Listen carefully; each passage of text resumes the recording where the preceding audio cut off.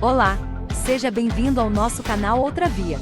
Para desvendar as fronteiras do pensamento médico, Canguilhem recua no tempo histórico e analisa o pensamento médico do final do século XVIII, quando se consolidam concepções do normal e do patológico que influíram não só na clínica, mas também no pensamento sobre a vida social de todo o século XIX. Acompanhe conosco essa reflexão sobre o princípio de Broussais, mas antes não se esqueça de deixar seu like, seu comentário e se inscrever no canal. Vamos lá?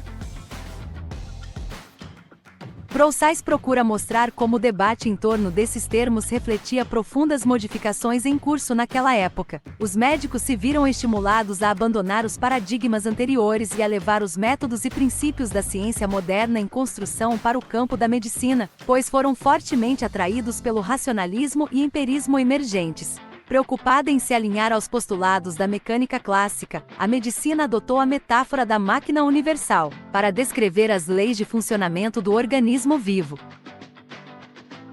Dominada pela ideia de um universo submetido a leis de aplicação geral, a medicina passou a se dedicar à descrição dos fenômenos biológicos com base em princípios cuja inspiração vinha da física e da química, disciplinas de cientificidade inquestionada. Os médicos da virada do século XIX desenvolveram, portanto, uma reflexão coerente com a mentalidade nascente. O universo, e tudo o que nele há, passava a ser descrito como uma grande máquina cujas leis e mecanismos o pensamento poderia, por intermédio da ciência, decifrar.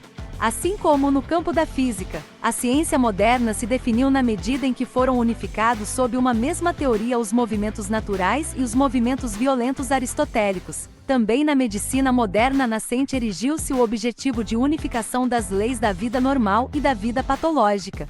Dentre os muitos médicos da época, Canguilhem sublinha as ideias de alguns, dentre os quais Broussais, cuja importância em muito deriva de sua influência sobre Auguste Comte e Claude Bernard. Curiosamente, as formulações kantianas influenciaram enormemente gerações posteriores de médicos que desconheceriam, de outro modo, o pensamento de Broussais. Médico ligado à Revolução Francesa e depois ao exército napoleônico, Broussais estava convencido da necessidade de eliminação metódica do sobrenatural ou transcendental para explicar os fatos humanos. Esta crença, que ele fazia estender da vida política à vida biológica, o levou a defender a ideia de que, ao contrário do que se supunha até então, não haveria uma dicotomia fundamental que separasse ontologicamente a saúde da doença. Era preciso pensar normalidade e patologia como fazendo parte de uma mesma natureza, como estados variados de uma mesma realidade, a vida. Canguilhem não discorda deste postulado geral. Para ele também, a patologia nada tem de ontologicamente diferente dos estados saudáveis. As normas patológicas e as saudáveis são ambas normas de vida, embora vá afirmar que as patológicas são qualitativamente inferiores às normas saudáveis, porque são menos capazes de preservar, ampliar ou reproduzir a própria vida. Broussais, no entanto, levou sua ideia ao extremo ao postular uma identidade real entre os fenômenos patológicos e os fenômenos fisiológicos correspondentes, o que ficou conhecido como o princípio que levou seu nome.